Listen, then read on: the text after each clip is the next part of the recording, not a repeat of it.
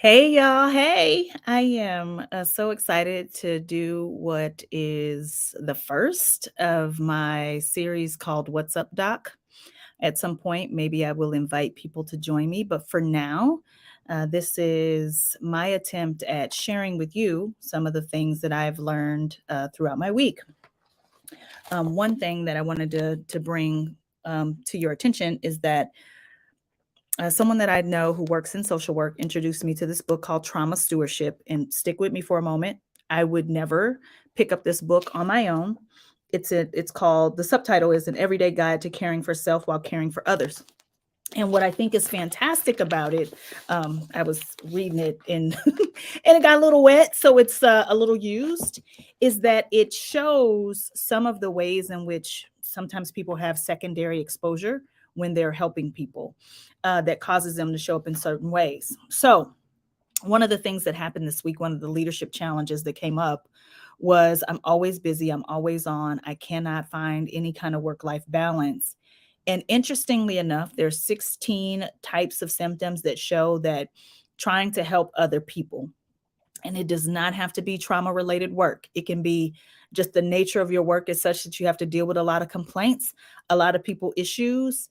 One of the 16 issues was hypervigilance. It is um, I need to feel like I'm always on, even during times when there's absolutely nothing that can or should be done. And I've noticed that sometimes I'll ask people, "How are you doing?" And their answer to "How are you doing?" is busy. I've also noticed that even with some of the people I work with regularly, they are working sick. They are working on the weekends. They feel responsible to answer every single email and text, walking around with multiple devices. And this is just not sustainable.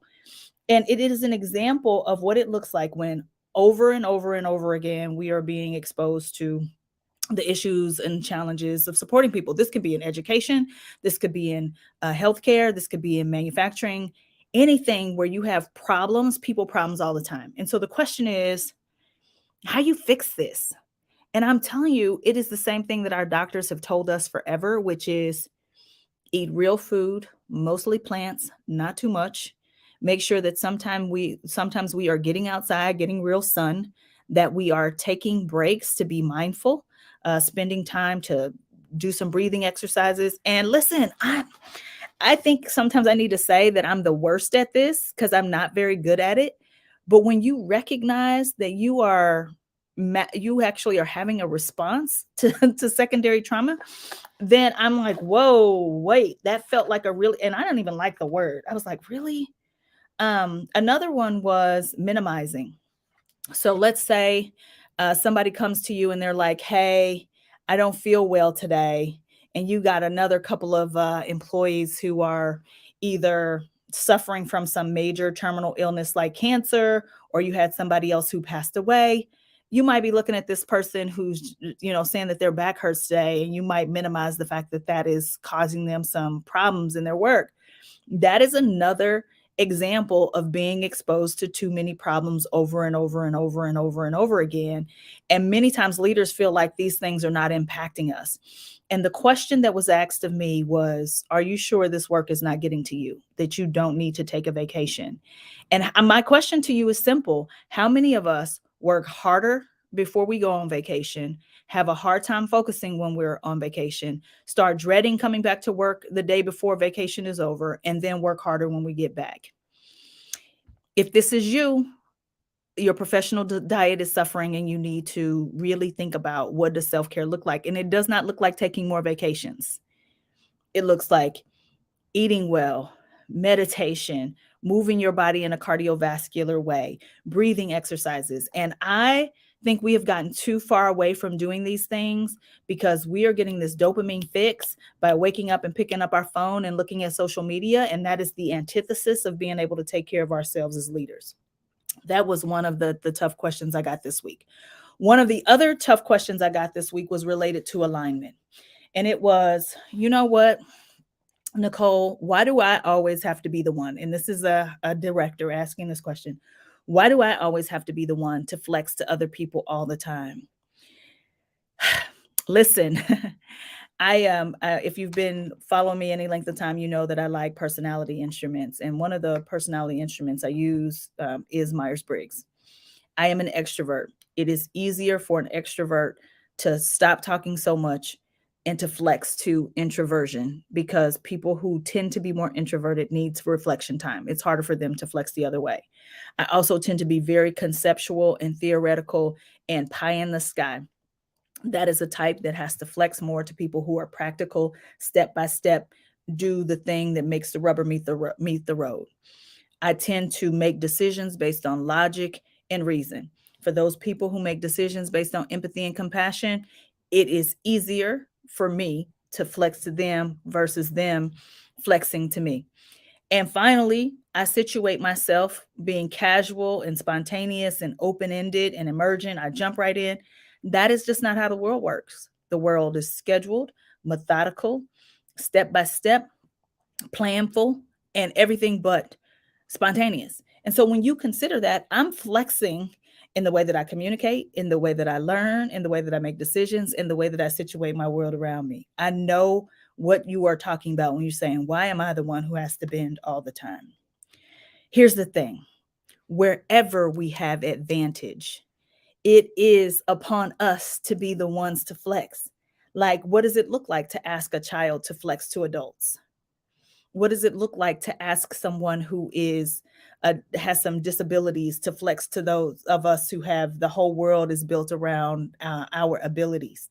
What does it look like if I have advantages? You know, I just learned that 54% of US citizens are functionally illiterate or can read only to a sixth grade level, is probably more accurate.